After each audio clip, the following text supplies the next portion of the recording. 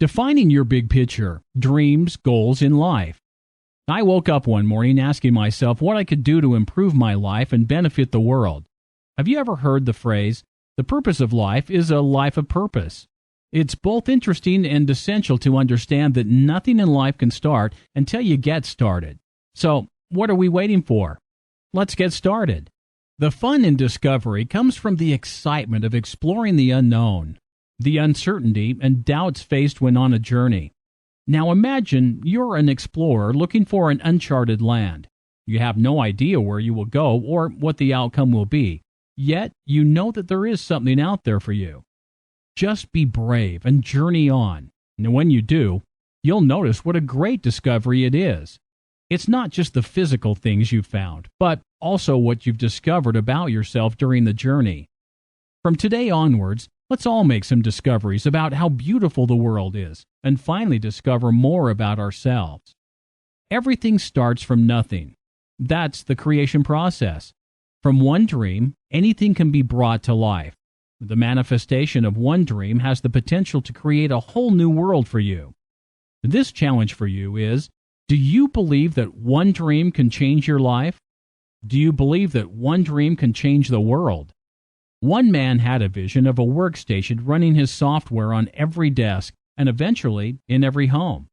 That guy was none other than Bill Gates, the founder and CEO of Microsoft. His simple dream was manifested in the form of an American multinational computer technology corporation, and today he is a billionaire because of it. Here's another example. Two PhD students at Stanford University, Larry Page and Sergey Brin, began a research project in January of 1996. Their dream was to organize the world's information and make it universally acceptable and useful. Together, they produced the world's first and best search engine on the Internet. Today, Google's net worth is estimated to be at $350 billion. Again, a simple dream not only changed the lives of two students, but revolutionized the Internet's usage around the world.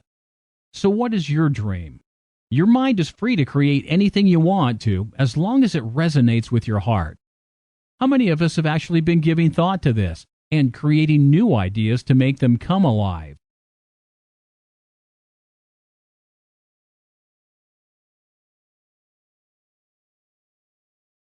Visualize the life you truly want. People who are successful often employ the visualization process. If there's something you truly want, you need to put that big brain of yours to work. Imagine what you want is right in front of you, or create the path to get there in your mind. Dream about what you want and create pictures in your mind that show how it all develops. You need to be in the proper mindset to do this, which can be achieved using the following relaxation techniques. Move to a quiet place where you can remain undisturbed for about a 30-minute period of time. Sit in a comfortable chair, back straight and feet on the floor. You also have the option of lying down, although it is important that you only do so if you can guarantee that you will not fall asleep during this period of relaxation. And once you're comfortable, close your eyes and take a few deep abdominal breaths. Breathe in through your nose, allowing your stomach to push out slightly. The goal here is to loosen up the diaphragm so that more air can enter the lungs. Hold your breath for the slightest of moments before allowing it to slowly escape through your mouth, bringing your stomach back to its normal position. In order to ensure that the proper breathing technique is being used, place a hand on your stomach so that you can feel the movements. Taking the time to perfect your breathing will make your visualization process easier each and every time. In your head, count backwards from 25 to 1, breathing deeply as you do so. If you haven't reached a relaxed state by the time you get to 1, try again. Only this time, start at 50 and count back. As you perfect the technique, you might find that you don't have to start with such a high number in order to become completely relaxed. Once in this state, think of something that you already have, which could be anything from your car to your job, or even just the roof over your head. Pay attention to how your mind and body reacts to possessing something with such total certainty. There will be no feelings of stress or anxiety when you think of these things, just the pure certainty of knowing. Allow yourself time to get used to this feeling and to fully embrace the serenity of it. Perform this process on a regular basis, as this will allow you to transfer those feelings of certainty and trust when you imagine the things you want during visualization. And when you put in as much time as is required for you to visualize all the possibilities, you then need to switch to focus mode. In the moments before you perform the action that will deliver the outcome you hoped for, place the picture of what you are about to do front and center in your mind. Visualization works, but you need to be comfortable, in a calm state and free from worries. The whole process is like meditation in many ways, except that your mind is totally active. Visualization encourages you to use your mind and imagine all the possibilities that lie before you. Meditation, on the other hand, requires you to basically cast all that aside and focus on a single thing. Setting goals for fitness and health. Health and fitness goals are certainly among the most common. After all, wouldn't most of us like to shed a few pounds or commit to something that would bring us the results of a fitness program? If this is you, here's how to go about setting goals for fitness and/or health. Begin by first deciding what it is that you want out of it. Do you want to improve your appearance, your physical skills, build endurance, flexibility or strength, or are you trying to lose weight? Make sure that the activities that you pick meet the goals for what you want to get out of it. Set yourself up for success. It's important not to destabilize your efforts with goals that are too long-term or impossible to attain. For example, I want to lose all my extra weight before summer is too unrealistic, particularly if you have a great deal of weight to lose and summer is just around the corner. Too often, goals are an end result of whatever program we choose and not a part of it. You have to make goals an active part of your life by creating goals that lead to the next goal. It is just like the backwards technique you may have already heard of. For instance, setting a goal to lose 10 pounds puts the goal at the end without putting too much pressure on you right away. You can add to this goal once it is achieved, and so on. Setting a goal to join an exercise class and attend it 3 times a week makes the weight loss goal a part of the program. You will have set a goal that is achievable almost immediately. This gives you a sense of accomplishment, which is an incentive to setting and achieving the next goal. Record your progress. Write your goals down so that you have something to look forward to as well as to look back on.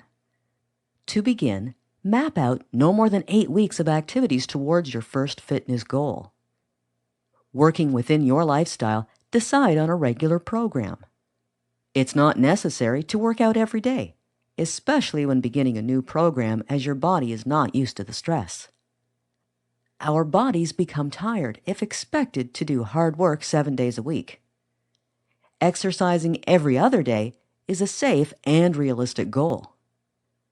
Keep track of how much time you want to spend doing an activity, followed by how much time you will actually spend on it.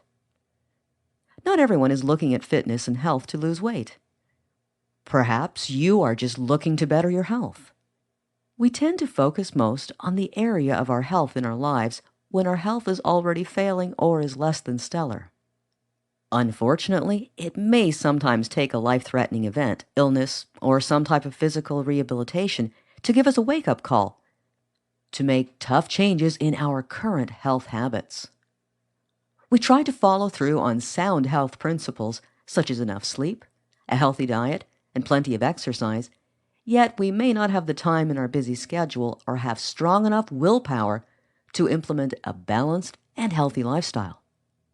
With the pressures of the fast-paced world in which we live, stress can set in and take its toll. Many of us spend a lot of time away from home. What that means is that we are eating on the road as well, which doesn't always offer us the best or healthiest choices. Perhaps we are lucky to get 6, maybe 7 hours of sleep per night, while we now work at least 6 days per week. The old saying, "At least I have my health," is finally starting to mean something to a great deal of people. You might be wondering, what can you do to improve your health? Prioritize what is most important to you in your own individual lifestyle. The fact is, it doesn't matter what your fitness or health goals are. But be honest with yourself at all times when it comes to your personal goals. And as often said, you should also consult a doctor before making any changes to your diet or exercise regimen to ensure that you will not harm yourself. That's all there is to it, and continued success to you. Why is procrastination destructive to our lives? Procrastination is subtle, really subtle. The way it works is so subtle that it eats away ferocious amounts of time and we don't even realize it. How innocent it seems to let time slip by. We deceive ourselves into dealing with it the next minute, next hour, or the next day or month. Somehow, we always feel that it will somehow get done by itself. Yet, at the end of the day, there still isn't enough time to get things done. We know that life gives us its fair share. 24 hours a day to the rich, poor, famous, invalid, busy, or lazy person. Time is fair in the sense that we have the choice to do exactly whatever we want with our 24 hours. You get only 24 hours, not a second more or less. What makes procrastination so deadly is the fact that life is full of sob stories on how people had such a wonderful plan and a great idea that somehow never came to life or conceptualized in the real world. Imagine if Albert Einstein procrastinated and decided to write the theory of relativity much later while he played with his dog now, assuming that he had one. Or if Thomas Edison decided to invent the light bulb once he has got things out of the way. Perhaps today we will still be using candles. This is just a hypothetical example, but you get the idea how destructive procrastination is. Procrastination must be dealt with. Period. You have to be very clear in your mind what the destructive efforts of procrastination are and how you must deal with it now, not later. In the next audio, I'll talk about the general mindset on how to deal with procrastination. Dealing with procrastination, what we are up against. Why is it that some people almost always succeed? Here are 4 strategies to assist you to start changing the way you live your life one day and one goal at a time. In summary, they are: state your goal in very specific terms that you can accept. Plan backwards from your goal for the best results. Confront your fears and expectations immediately and progressively. Put your plan on paper and into action as soon as possible. Let's go through how this works. Your goal. Planning a career move is much like mapping your route for a road trip. If you don't know where you're going, you can't decide how to get there. But if you do know where you're going, you'll get there faster. Goals like go back to school are too general and not specific enough. You have to translate these goals into specific statements, such as enter a college accounting program by next fall, or for the next 2 months, search for work in the computer securities field. You have to know exactly what to do and when to go about it. Plan backwards. One of the best ways to move forward is to plan backwards. Start by asking yourself if you can accomplish your goal today. If you can't, why do you think that is? What do you have to do first? Is there something you have to do before that? Keep thinking backwards like this until you arrive at tasks you could do today. This will help you to attain the goal's starting point. For example, if your goal is to take a 2-year business administration program, could you start today? No, you have to be accepted to the program first. Could you be accepted today? No, you have to apply first. Could you apply today? No, you have to decide which post-secondary institutions to apply to. Could you decide today? No, you have to do some research first, and so on. I could do this all day, but you get the point. But don't worry if your list of things to do becomes several lists. Deal with your fears and expectations of yourself. Look over your list of things you will have to do to achieve your goal. Do you believe that you can do it? If you have doubts, take some time to think them through first. Are your expectations realistic? Have you succeeded or failed at tasks that were similar to this before? What can you do to improve your chances of success this time around? For example, if there's a good chance you will not follow through with your plans, you have to ask yourself why. Are you a professional procrastinator? If so, what can you do to make sure that you will keep going until you reach your goal? Are you afraid of failing? If so, work at improving the skills you will need. Or test the waters by taking an evening or distance education course before you sign up for the whole program. If you are having trouble identifying your fears or figuring out how to deal with them, talk to people you trust. Ask for their suggestions, but always make your own decisions. Put your plan into action from the to-do list. By this stage, you probably have more than one list of things to do, and if it is necessary, some plans for avoiding or dealing with potential problems. Now you need to put them all together into one comprehensive plan. You must list tasks in the order in which you must complete them, and set deadlines for the completion of any major plans. Successful career planners keep themselves on track using a variety of methods, such as marking tasks on a monthly calendar, noting important dates, such as application deadlines or action plans, making weekly or daily lists of things to do, and crossing off tasks as they are completed, using a computer program to create timeline charts, which give you your time limits for task completion, using a commercial appointment book or a notebook, even a Palm Pilot with a new page for each day or week. Use whatever methods work best for you. If it is absolutely necessary, ask a friend to check on your progress occasionally or question you on your successes because you're more likely to get things done if you know you'll be asked about it. Now you have learned a new way to set goals and follow them through. If you follow these 4 steps, there's nothing to hold you back. It's a common myth that success just happens to people. A lot of times, those who aren't successful begrudge those who have achieved a certain level of success. To reach full achievement, you'll have to get over any feelings that success and achievement are just handed to people because of who they are or luck.